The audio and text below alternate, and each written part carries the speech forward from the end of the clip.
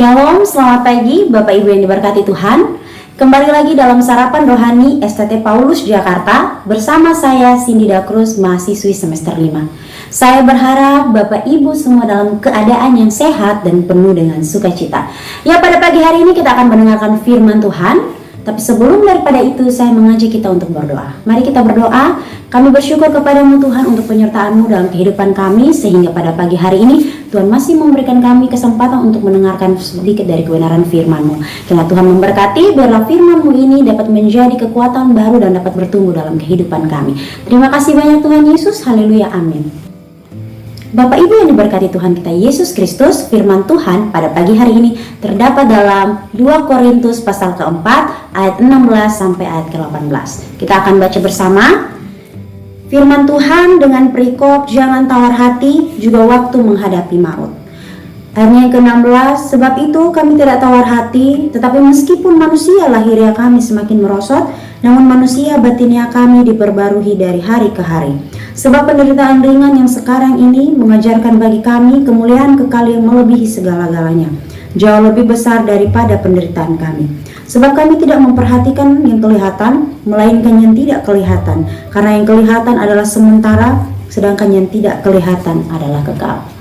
Bapak Ibu yang diberkati oleh Tuhan kita Yesus Kristus, dalam kehidupan sehari-hari pastinya kita pernah mengalami situasi yang kurang baik, di mana kita merasa tertekan, merasa tidak didengar, merasa bahwa keadaan begitu mencekam sehingga kita tidak mampu untuk bergerak. Bahkan kita tidak dapat untuk mencurahkan isi hati kita. Nah, sebagai orang-orang yang percaya kepada Yesus Kristus, selama kita hidup di dalam Tuhan, kita akan mengalami penderitaan itu. Entah kita dihina, kita dicaci maki, kita dikucilkan, bahkan kita sampai tidak memiliki apa-apa lagi. Nah, keadaan ini membuat kita merasa bahwa kita berada dalam titik terendah dalam kehidupan kita. Namun, sebagai orang percaya atau sebagai hamba Tuhan, kita harus siap untuk dapat menderita di dalam Kristus. Nah, Bapak Ibu yang diberkati Tuhan, pada pagi hari ini kita akan melihat beberapa ciri-ciri mengapa sebagai hamba Tuhan kita harus siap untuk menderita. Ciri-ciri yang pertama, hamba Tuhan yang siap menderita adalah hamba Tuhan yang tidak tawar hati untuk dilahirbarukan. Nah, Bapak Ibu yang diberkati Tuhan, mengapa demikian? Karena sebagai hamba Tuhan kita harus peka dengan apa yang Tuhan inginkan dalam kehidupan kita. Kita tidak boleh tawar hati, karena sikap ini menunjukkan bahwa kita belum sungguh-sungguh hidup di dalam Tuhan.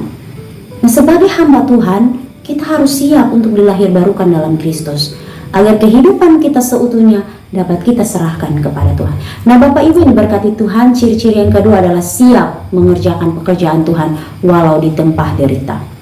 Sebagai hamba Tuhan, kita harus siap sedia untuk mengerjakan pekerjaan Tuhan. Walaupun keadaan tidak sesuai dengan apa yang kita inginkan atau kita harapkan, namun kita harus tetap mengerjakan pekerjaan Tuhan.